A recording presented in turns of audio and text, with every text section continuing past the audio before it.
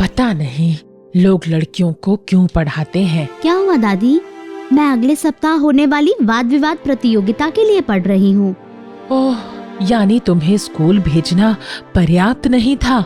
अब हम लड़कियों को पलटकर जवाब देना भी सिखा रहे हैं। इससे तो हमारा समय कहीं बेहतर था। लड़कियों की जल्दी शादी कर दी जाती थी और वे खाना पकाना, साफ सफाई जैसे काम संभालती थी। हमें दिव्या की शादी के लिए लड़का देखना चाहिए। अभी वो बच्ची है माँ, मैं अपने बच्चों को जब तक वे चाहें तब तक पढ़ने दूंगी।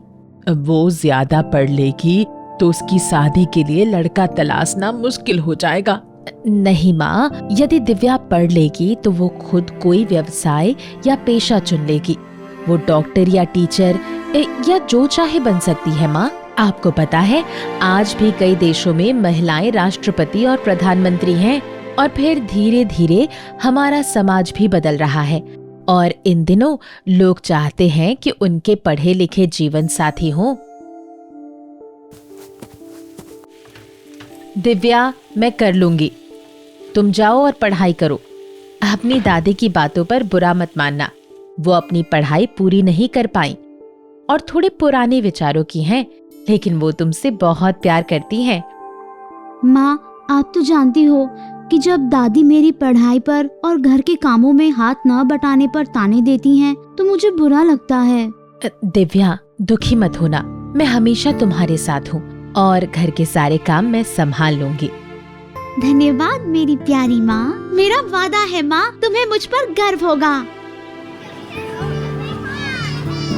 तुम्हें पता है आर्यन, मुझे कई बार ऐसा लगता है कि मानो लड़कियों का जन्म केवल संघर्ष करने और घर का काम करने के लिए ही होता है। ऐसा क्यों कह रही हो दिव्या? मेरी दादी नहीं चाहती कि मैं पढ़ाई करूं। वो तो चाहती है कि मेरी शादी हो जाए। उनकी सोच बहुत रूढ़िवादी एवं सीमित है। वे चाहती है कि लड़कियां केवल चूल्हा चौका करें और घर से बाहर कदम न रखें। दिव्या, तुम क्यों परेशान होती हो? चलो हम कक्षा में चलते हैं। दिव्या, हमारा कानून भी लड़कियों को 18 वर्ष से कम उम्र में शादी करने की अनुमति नहीं देता। यही तो मेरी माँ भी कहती हैं। वे हमेशा मुझे पढ़ाई करने और प्रतियोगिताओं में भाग लेने के लिए प्रोत्साहित करती हैं। तुम प्रतिभाशाली छात्रा हो और तुम्हें इस वाद विवाद प्रतियोगिता में जरूर भाग लेना चाहिए। हमारे समाज में लड़कियों को उच्च शिक्षा के लिए नहीं जाने देने की परंपरा रही है, लेकिन तुम भाग्यशाली हो कि तुम्हारी माँ तुम्हें इतना सहयोग करती हैं और तुम्हें पढ़ने के लिए प्रोत्साहित करती हैं। धन्यवाद आर्यन। हेलो दिव्या, कैसा लग रहा है? कल जो तुमने मुझे प्रेरित किया उसके लिए धन्यवाद। सचमुच तुम्हारी बातों का फायदा हुआ और मैं शांत मन से तैयारी कर पाई।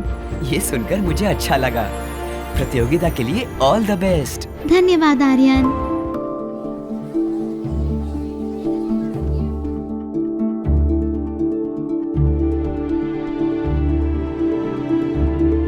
इस वर्ष की जिला वाद विवाद प्रतियोगिता की विजेता हैं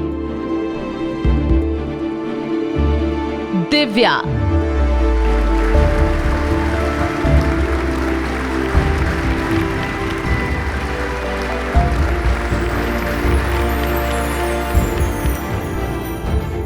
अच्छी शिक्षा होने के कारण दिव्या इतनी जागरूक और आत्मविश्वास से भरपूर होकर बोली, दिव्या, हम तुम्हें 3 साल के लिए स्कॉलरशिप और पुरस्कार के रूप में लैपटॉप देंगे।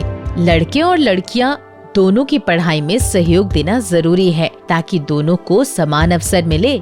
हमारे साथ इस समारोह में शामिल होने के लिए धन्यवाद। बधाई हो दिव्या। धन्यवाद दादी। मैं पढ़ी लिखी नहीं हूँ, लेकिन अब पढ़ाई का महत्व समझ गई हूँ। मुझे तुम पर गर्व है बेटा।